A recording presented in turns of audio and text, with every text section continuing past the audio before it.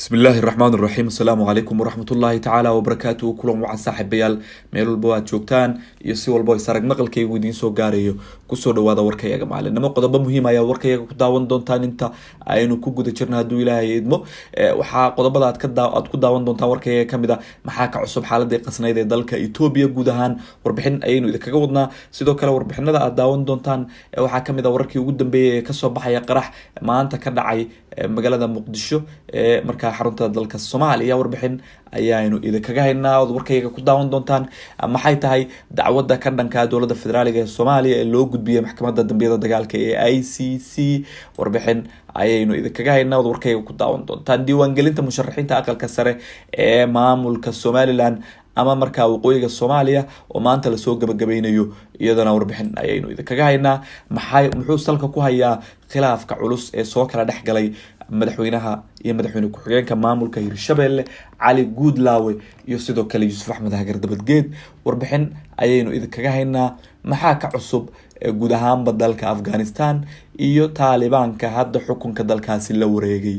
iyaduna faahfaahin ayaan idinkaga haynaa qodobadaas iyo kuwa kale oo badan oo faahfaahsanba u diyaar garooba saaxiibayaal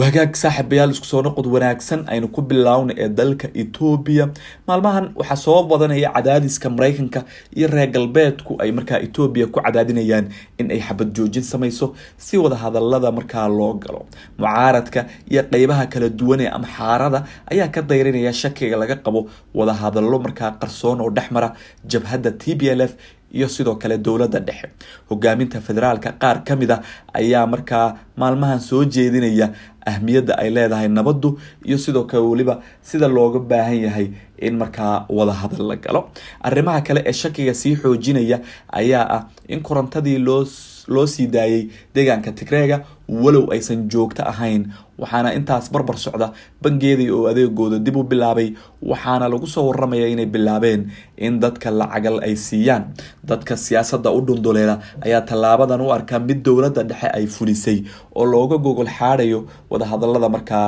ama wada hadallo adeegyadan waa bangiga iyo korontada waxay kamid ahaayeen qodobadii ay TPLF ku xidhay wada hadallo dhexmara dhinaca kale mucaaradka iyo qalinleyda amxaarada ayaa ka digaya in wada hadallo lala galo jabhadda TPLF iyagoo u arka tallaabo dowladda dhexe u daran wixii kasoo kordha xaaladda dalka Ethiopia warbixinadeena iyo wararkayaga dambe ayaad saaxiibayaal ku daawan doontaan aynu aadno magaalada Muqdisho ee xarunta dalka Soomaaliya qarax ayaa saaka ka dhacay warbixin iyo wararkii ugu dambeeyay ayaa haatan kasoo baxaya faahfaahino dheeraada ayaa waxaa laga helayaa khasaaraha ka dhashay qarax ismiidaamin ah oo markaa loo adeegsaday gaari laga soo buuxiyay walxaha qarxa oo maanta ka dhacay isgoyska ceel gaabta ee gudaha magaalada Muqdisho qaraxa oo ahaa mid xoogan ayaa waxaa si gaar ah loola bartilmaameedsaday bar control oo laga galo dhismaha xarunta madaxtooyada kuna taala halkaasi wararka ayaa sheegaya in qaraxa uu geystay khasaare xoog leh oo isugu jira dhimasho iyo dhaawac soo gaaray askar iyo dad shacab oo markaa ku sugnaa goobta uu qaraxa ka dhacay sidoo kale waxaa qaraxa markaa ku burburay gaadiid u badan kuwa raaxada iyo mootooyin nooca bajaajta ah oo xilligaasi marayay isgoyska ceel gaabta ah meesha uu qaraxu ka dhacay afhayeenka ciidamada booliiska Soomaaliyeed oo faahfaahin hordhaca ka bixiyay qaraxa ayaa xaqiijiyay in loo adeegsaday gaari waxaana uu intaasi ku daray inay wadaan baaritaano dheeraada oo ku aadan in inta uu markaa gaarsiisan yahay khasaaraha ka dhashay ismiidaamintaasi dhinaca kale al-shabaab ayaa sheegatay mas'uuliyadda weerarkan waxaana qoraal kooban oo markaa kasoo baxay kooxda lagu sheegay in xilligan uu qaraxa dhacayay ay goobta ku sugnaayeen mas'uuliyiin iyo saraakiil ka tirsan dowladda federaaliga ee Soomaaliya waa qaraxii labaad oo muddo 24 saac gudahooda ka dhaca caasimadda waxaana shalay mid kale oo ismiidaamin ah uu ka dhacay xarunta Villa Baydhabo ee magaalada Muqdisho wixii kasoo kordha wararkayaga dambe ayaad saaxiibayaal kula socon doontaan waxaynu aadi doonaa magaalada Hague waxaa lagu soo waramayaa in dacwad ka dhan ah dowladda federaaliga ee Soomaaliya loo gudbiyay maxkamadda ICC ee dambiyada dagaalka ee magaalada Hague ee dalka Netherlands ururka ay markaa ku midaysan yihiin qareenada Soomaaliyeed ee qurba joogta ah fadhigiisuna yahay magaalada Melbourne ee dalka Australia ayaa haatan dacwad ka dhan ah dowladda Soomaaliya u gudbiyay maxkamadda caalamiga ee dambiyada dagaalka ee ICC taasoo ku taala magaalada Hague ee dalka Netherlands. gudoomiyaha ururkan garyaqaan Yuusuf Faarax islamarkaana warbixin siiyay mid kamid ah warbaahinta Soomaalida ayaa shaaca ka qaaday in Hague ay u gudbiyeen ilaa 4 kiis oo ka dhan ah dowladda Soomaaliya, kuwaas oo kala ah kiiska Ikraan Tahliil, dadkii lagu dilay Baydhabo xilligii doorashada ee lafta gareen, cunaqabatayntii la saaray Kismaayo iyo arinta dhalinyarada la geeyay Eritrea.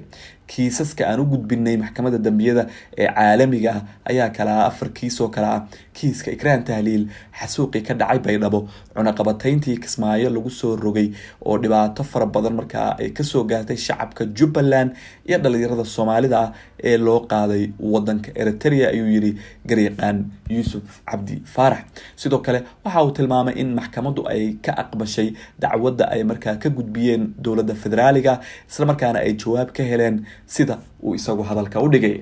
4 kiis waa naga qabteen maxkamadda, jawaabna waa aan ka helnay in dukumeentigaas markaa uu gaaray, ayuu hadalkiisa sii raacay. Yuusuf Cabdi oo hoggaan u qareenada dacwadda gudbiyay ayaa intaasi ku daray in la gudagalo kiisaskan ay ku xiran tahay fursadda maxkamadda caalamiga ee dambiyada, isla markaana iyadu ay ka wardhowrayaan maadaama aanay gacanta ku hayn kiisas kale. waxay ku xiran tahay fursadda maadaama kiisas badan ay jiraan, iyaga ayaa garanaya sida ay kiiska u kala hormarin lahaayeen, ayuu mar kale yiri gudoomiyuhu. si kastaba Soomaaliya ayaan xubin ka ahayn maxkamadda dambiyada caalamiga ee ICC, waxaana arintaasi ay kusoo aadaysaa xilli xasaasi ah oo dalka ay ka jirto xiisado xoogan oo markaa ka dhashay doorashooyinka. arinta doorashooyinka ayaynu kusii soconaynaa. diiwaangelinta musharaxiinta aqalka sare ee gobolada waqooyi ama Somaliland ayaa la sheegay in maanta lasoo gabagabeynayo.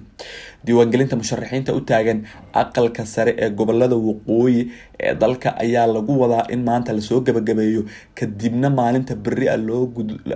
gudbo tababarka ergada ee markaa soo dooranaysa xildhibaanada aqalka sare. diiwaangelinta ayaa bilaabatay maalintii Khamiista ahayd, waxaana guddiga ay sheegeen inay dardar gelin doonaan hanaanka doorashada aqalka sare. jadwalka ayaa waxaa ku qoran in doorashada ay bilaaban doonto 28 bishan oo ku beegan maalinta Talaadada ee soo socota, waxaana ay doorashadu ku eg tahay 30 bisha September ee sanadka 2021. doorashadan ayaa waxaa si wada jir ah u maamulaya gudoomiyaha aqalka sare Cabdi Xaashi Cabdullaahi iyo sidoo kale ra'iisul wasaare ku-xigeenka dalka Mahdi Maxamed Guuleed Khadar, waxaana kor kala socda ra'iisul wasaaraha Soomaaliya Maxamed Xuseen Roble. wagaag Hirshabelle madaxweyne ku-xigeenkeeda qoorta ay iskula jiraan, dagaalkooda haatan ama khilaafkooda wuxuu marayaa halkii ugu adkaa, bal muxuu salka ku hayaa khilaafka ka dhex taagan madaxweyne Cali Guudlaawe iyo sidoo kale madaxweyne ku-xigeenkiisa Yuusuf Axmed Xagar Dabageed. khilaaf xoogan ayaa soo kala dhex galay madaxweynaha Hirshabelle Cali Cabdullaahi Xuseen Guudlaawe iyo ku-xigeenkiisa Yuusuf Axmed Xagar Dabageed, kaasoo saameyn ku yeeshay doorashadii aqalka sare ee ka socotay magaalada Jowhar. khilaafka ayaa ka dhashay markii madaxweyne ku-xigeenka Hirshabelle uu dalbaday in si gaar ah loogu xiro kursi kamid ah kuwa aqalka sare, mid kamid ahna markaa musharaxiinta uu watay, haddii kalena aysan dhici doonin doorashada kursigaasi. labada mas-uul ayaa khilaafkooda waxa uu keenay inay hakato doorashada socotay, waxaana hadda markaa ku howlan sidii arintaasi dib loogu bilaabi lahaa gudoomiyaha baarlamaanka Hirshabelle. ama 18 bishan doorashadii aqalka sare ee ka socotay magaalada Jowhar ayaa lagu kala tagay markii uu buuq iyo gacan ka hadal uu ka dhacay hoolka doorashada. xildhibaano ka tirsan Hirshabelle ayaa buuq iyo gacan qaad bilaabay xilli ay dhamaatay codtirinta wareega koobaad ee doorashada kursiga 6aad ee aqalka sare oo ay ku tartamayeen 5 musharax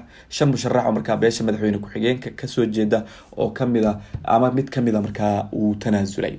falkaasi waxaa lagu eedeeyay inuu fuliyeen xildhibaano taageersan madaxweyne ku-xigeenka markii ay dareemeen in musharaxooda laga guuleysan rabo. wixii kasoo kordha wararkayaga dambe ayaad saaxiibayaal kula socon doontaan. ugu dambeyn aynu aadno Afghanistan. taliyii hore ee ciidanka Blaiska Taliban ayaa sheegay in ciqaab xad dhaaf ah sida dil gacan gooyn ay markaa ka bilaaban doonaan Afghanistan. Mullah Nuruddin Turabi oo hadda mas'uul ka ah xabsiyada ayaa AP News sheegay in dadka uu markaa oo gacmaha laga gooyo ay lagama maarmaan u tahay amniga. Waxa uu sheegay in ciqaabtan laga yaabo inaan lagu fulin meel fagaara ah maadaama dhaqankaas uu ahaa mid ka jiray maamulkii hore ee Taliban ee 90-meeyadii. laakiin waxa uu meesha ka saaray carada ay dadweynaha ka qabeen dilalkii hore ee kooxdu ay u fuliseen.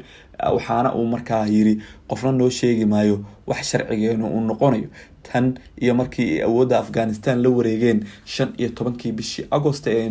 aynu kasoo gudubnay. Taliban waxay ballan qaadayeen xukunno iyo aragtiyo ka fudud kuwii ay hore u haysteen. arrintan ayaa kusoo aadaysa iyadoo markaa horey ay u jireen dhowr warbixin oo markaa ku saabsan xadgudubyo ka dhan ah xuquuqda aadanaha oo laga fuliyay dalka oo dhan. waa markaa inta hadda ay Afghanistan ay gacanta ku hayaan